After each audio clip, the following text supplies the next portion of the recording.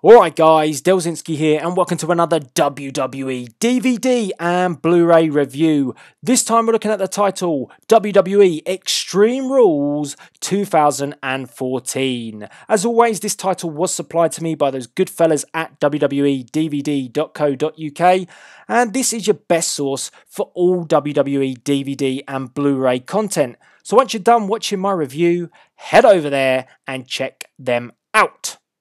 WWE Extreme Rules 2014 will be available from the 21st of July 2014, and you can pick this title up in two formats. You got the DVD version priced at £17.99, and you got the Blu-ray version priced at £19.99, and this title is certificated of 15. Just to let you guys know, for the purpose of this review, I was given the Blu-ray version. So, Extreme Rules 2014, what did I think? Well, WWE put on a very good show. This was a great one, and I got to admit, this was one that was definitely worth picking up. This is a good show because the words extreme and the words rules, well, the rules go out the window at this pay-per-view. And in a PG era, it's almost impossible sometimes to get extreme, but WWE managed to pull it off here. And I've got to admit, I thoroughly enjoyed this pay-per-view from beginning to end. Even when I was sort of, a little bit skeptical about the main event, Daniel Bryan, absolutely fine, but Kane in the world title picture again, and, Kane had lost his way so much with the corporate version, but this time he's back as the Demon Kane. I mean, a bit lame from my point of view, but WWE managed to change my tune in this pay-per-view because this match, and I won't go in it too much because I will explain the breakdown of the match card, but they really did make this match get extreme, and they even throw in a flaming table. That's not me swearing, a flaming table. A table that gets set on fire. And somebody is going through it. And in a PG era, it's very difficult to put one of those in. So, my hat goes off to the WWE. That was good. So let's give a breakdown of the match card. Let's go through the matches. We kickstart the pay-per-view with a triple threat, important word, elimination match, which the commentators failed to understand because when the first person gets eliminated, they were sitting there thinking that the match was over.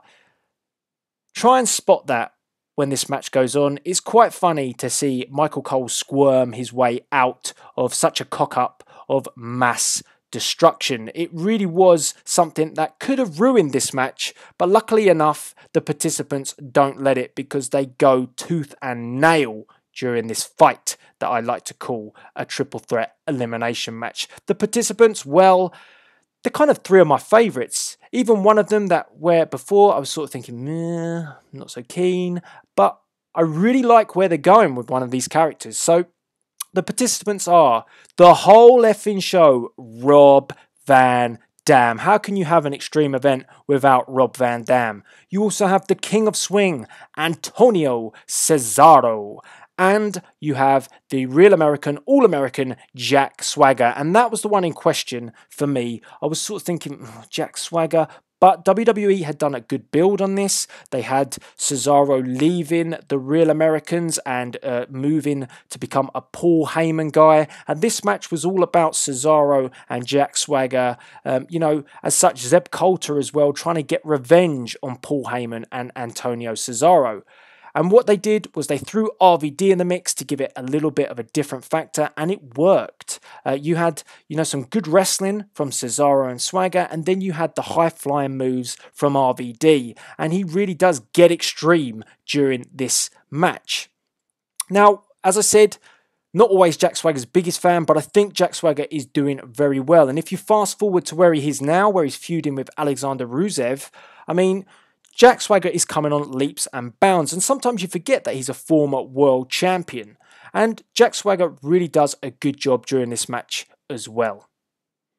I thoroughly enjoy this, and I think it's a great way to kickstart a pay-per-view. There are some extreme spots. A trash can is involved. It felt like a little bit from time to time that WWE were losing like one weapon, just to kind of emphasize the extreme side. But it was all good. Loved this first match. Great way to kickstart a pay-per-view, and it just kind of, I do say this quite often, but it did set the bar, and the bar stayed at that level. And at one point, it kind of just goes off the Richter scale.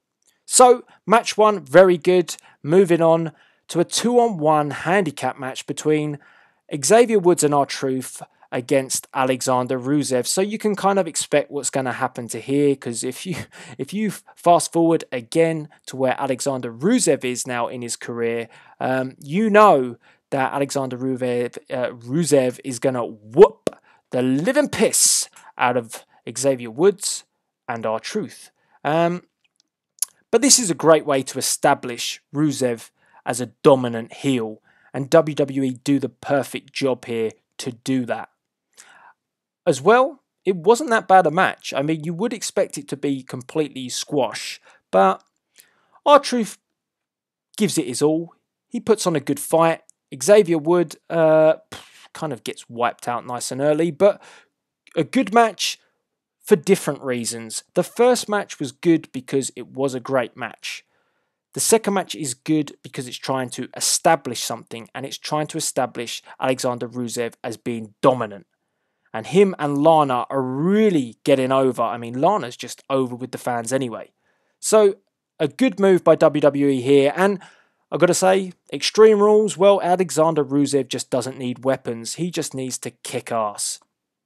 So, the next match, a WWE Intercontinental Championship match with Big E versus Bad News Barrett.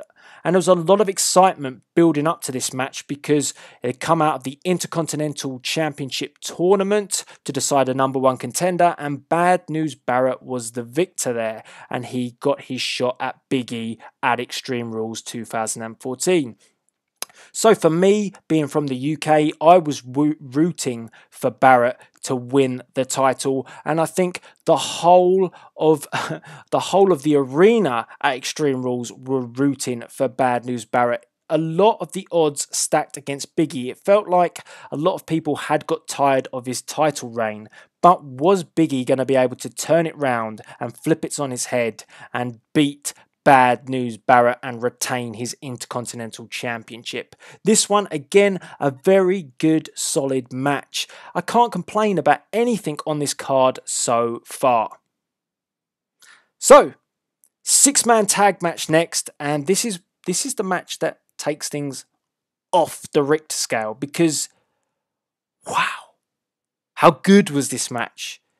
It was like old versus new. It was Evolution versus The Shield. And, I mean, if it's not good enough to say that, then let's just say Seth Rollins, Dean Ambrose, Roman Reigns, Triple H, Randall Keith Orton, and Bautista. And the reason why I say Bautista is because the crowd were booing Bautista out of the arena, and there were Bautista chants all night in this match. This was the match of the evening. This is the match of the card. And when you say extreme, well, these two teams took it to the max. They threw everything in this match. They threw the kitchen sink at it. You had them fighting out in the crowd. You had moments, all of them in the ring. And then you have one absolutely epic spot which does happen from the stage rafters of the crowd. Seth Rollins takes a hell of a risk, and it most definitely pays off. So I would say that if you're going to get Extreme Rules, this match alone is worth the reason to buy it, because it's a great one to have in your collection. This is two teams fighting for, control almost, so to speak. The Shield wanting to topple the authority of Evolution, and Evolution wanting to almost stamp their authority and say, look, we're not done yet. We might be getting older, but we still are number 1. And this match has everything. And I think that sums it up. So next up is a match that was very heavily storyline driven. A storyline for me which was maybe a bit too much. I couldn't quite get into it, to be perfectly honest. And it comes from WrestleMania. It's John Cena versus Bray Wyatt in a steel cage. Now the match was good. It was almost a handicap match as such, because Bray Wyatt wasn't on his own. He had the likes of Luke Harper, Eric Rowan around ringside. They were not banned from ringside for this match, which I don't get, but they weren't. And it made it just twice as difficult for John Cena. Every time WWE do it, they stack the odds against Super Cena, and then it's whether Super Cena can come up trumps and defeat the odds. And could he do it this time round? I mean, the only bit I'd say about this match is we do get the involvement of a little kid that has the voice of Barry White, and I don't know whether it's just Bray Wyatt and Barry White, if you get what I mean, but it's just kind of odd, and the storyline kind of creeped me out a little bit, but that doesn't take away that this is a very good match. I just feel that I'm kind of done with the days where people are trying to expose John Cena as a fraud, or he's got an inner demon, a monster within inside him that's going to be unleashed, and we've had other people try and make this come out of him, but they can't. Kane's done it in the past, now Bray Wyatt. Storyline for me, just a little bit too much, but nevertheless, a good match, and it's in a steel cage as well. So again, back to Extreme Rules, WWE using special stipulations to make sure this gets over. Next up, a WWE Divas Championship match. A lot of title defenses on here, and you've got Paige, at the time, was the newly crowned WWE Divas Champion. She only had the belt, I think, around about a month at this point, and she was going up against Tamina Snuka. And Tamina Snuka had sort of done away with AJ Lee. I mean, AJ Lee lost her title, she'd gone, and Tamina was almost like, my time is now, and I want to be the champion. So that was almost how the stage was set. Tamina is a powerhouse. Paige is a lot more unorthodox, kind of quick, high-flying. So you had the difference of styles that was coming in this match. Would Tamina Snuka be able to defeat Paige, or would Paige be able to establish herself even more so as a credible champion? Now, the final match of the card, I mentioned it right at the beginning of this review, Daniel Bryan versus Kane, Extreme Rules match for the WWE World Heavyweight Championship. Now, going into this match, I really wasn't looking that forward to it, to be honest. Just for the pure fact that I'm not a huge Kane fan anymore. I don't like what they did with his gimmick. The way he's changed and chopped and changed over the years, mask on, mask off, being a funny character to being a serious character, and all of a sudden now he's being called a demon. I mean, he's not the big red machine, he's not the devil's favourite son, he's now a demon. Yeah. Not so keen on Kane being in that sort of picture, and it would have made more sense for me if this had been Triple H, to be perfectly honest. But Triple H was busy dealing with the Shield. Now, saying all that, stop. Because this match definitely took me by surprise, because it was good. It was enjoyable. It was fun, albeit extreme kind of fun, because this match, again, goes all over the arena. I mean, you got some great spots in the ring. You've got some great spots out the back. They go to the back, to the parking lot. They're fighting over there. We see weapons such as steel chairs, kendo sticks, a forklift truck is involved. And as I said at the beginning of the review, we top things off with a flaming table. Is that extreme enough for you? I thought it was good, and I really enjoyed it, and I thought, actually, you know what, Kane, you've proved me wrong. You've put on a good match here with Daniel Bryan, and could he do it? Would he do it? Because all the build-up was that Kane is stronger than ever, and he was determined to obliterate Daniel Bryan, and would he get the job done at Extreme Rules? Well, guys, for me, the whole card is great. I enjoyed every single second of it, and I would buy this one. If I didn't have it to review, I would be picking it up. And I think it's definitely one for your collection. If you're a fan of extreme events, then yes. If you just want a solid match card, then this is good as well. As always, this one has Blu-ray exclusives because I had the Blu-ray version to review. So let me just give you a rundown of them as well. You've got Daniel Bryan saying thanks to the WWE Universe from Monday Night Raw on the 7th of April. You've got Hulk Hogan presenting Cesaro with his Andre the Giant Memorial Trophy. That's the night after WrestleMania. As well, you've got a WWE World Heavyweight Championship match between Daniel Bryan versus Triple H on Monday Night Raw. You've got a handicap match between The Shield versus Alberto Del Rio, Jack Swagger, Alexander Rusev, Fandango, 3MB, Ryback, Curtis Axel, Titus O'Neil, and Bad News Barrett. Whew. The odds most definitely stacked against The Shield. And last but not least, you've got Triple H announces the reformation of Evolution. So, I mean, there's a lot of Blu-ray exclusives, a great pay-per-view, solid match card. Just buy it.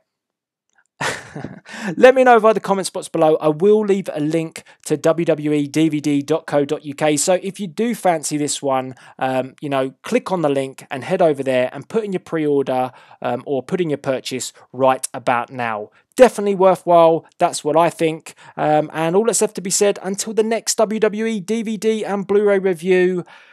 This is Delzinski, as always, staying Bagwell approved and signing out.